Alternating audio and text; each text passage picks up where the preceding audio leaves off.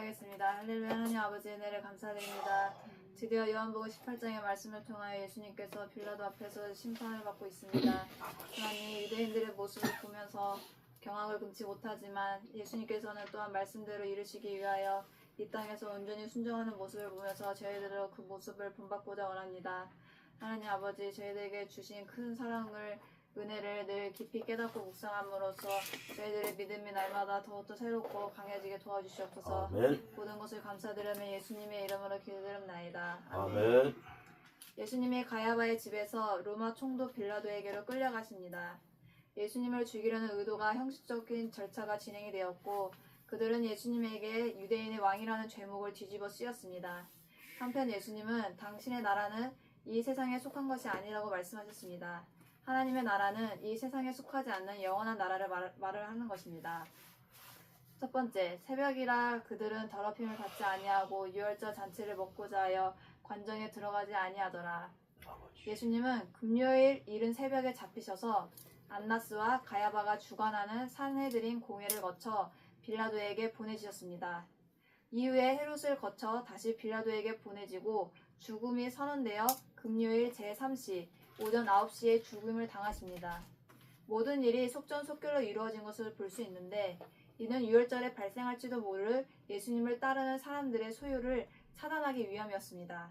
한편 유대인들은 정결 예식 때문에 총독 관정에 들어가지 않았습니다. 이방인과 접촉하면 부정하게 되어 옷을 빨고 하루가 지나야 깨끗해지는데 그때까지는 유월절 음식을 먹을 수 없기 때문입니다. 더 큰 살인죄를 저지르면서도 작은 정결 예식에 신경 쓰는 어리석은 인간의 모습입니다. 두 번째, 우리에게는 사람을 죽이는 권한이 없나이다. 당시 로마는 종교적인 문제 해결을 산헤드린 공회에 맡겼으나 사형 집행권은 총독에게 부여되어 있습니다. 그러나 경우에 따라 돌로 쳐 죽이는 방법도 용인되었습니다. 스데반의 순교가 그 예입니다. 즉 유대인은 마음만 먹으면 신성모독죄를 적용해 예수님을 돌로 쳐 죽일 수 있었습니다. 그럼에도 공식적으로 로마 정부의 힘을 빌려야 했던 이유는 예수님을 정치범으로 몰아 십자가형을 받게 함으로써 그 죽음이 하나님의 저주로 보이게 하려는 의도가 숨어 있었습니다. 종교적 명분을 앞세워서 완벽하게 그 세력을 잠재우려 했던 것입니다. 명분은 그럴듯해 보여도 그 진심은 악할 수 있는 것이 인간입니다. 겉만 보고 모든 것을 평가하면 안 되는 것입니다. 세 번째, 내 나라는 이 세상에 속한 것이 아니니라. 성경은 이 땅에 두 개의 나라가 있다고 가르칩니다. 바로 세상 나라와 하나님 나라입니다. 하나님 나라는 눈에 보이지 않으나 분명히 존재하며 이 세상에 속하지 않는 특징을 가집니다. 이것은 하나님이 이 땅을 다스리지 않으신다는 말이 아닙니다. 하나님 나라는 세상의 죄와 상관없는 거룩한 나라라는 뜻입니다. 그 나라는 영원한 진리를 가르치고 현재도 성도들을 통해 존재하며 결국엔 이 땅에 완성될 나라입니다. 성도는 이 땅에 살지만 늘 천국의 시민권자임을 의식하며 살아야 합니다. 아멘. 네 번째, 이 사람이 아니라 바라바라 아니. 앞에서 유대인들은 유월절에 예수님이 행하시는 표적을 보고 예수님을 왕으로 삼고자 했었습니다. 그러나 이번 유월절에 그들은 예수님을 죽이기 위해 강도인 바라바를 놓아달라고 외치고 있습니다. 그것이 당시 종교 지도자들의 충동에 의한 것일지라도 군중의 변덕은 극과 극을 오가고 있었습니다. 그러므로 우리 자신을 포함해서 사람을 너무 믿지 않도록 해야 합니다. 의지할 분은 영원히 변화 없으신 주님 한 분뿐이라는 것입니다. 결론입니다. 당시 예수님의 죄목은 일종의 내란 선동죄였습니다. 유대 종교 지도자들은 예수님이 자신을 하나님의 아들이라고 말씀하신 점과 군중이 그분을 유대인들이 기다리는 왕, 즉 메시아로 칭하는 점을 악용하여 예수님을 로마에 반역하는 정치범으로 몰았습니다. 그러나 주님은 자신의 나라는 이 세상에 속하지 않았다고 말씀하셨습니다. 하나님 나라는 이 세상에 속하지 않았습니다. 그것은 이 세상 보이는 것들이 아니라 영원한 생명과 진리에 관심을 갖는 나라입니다.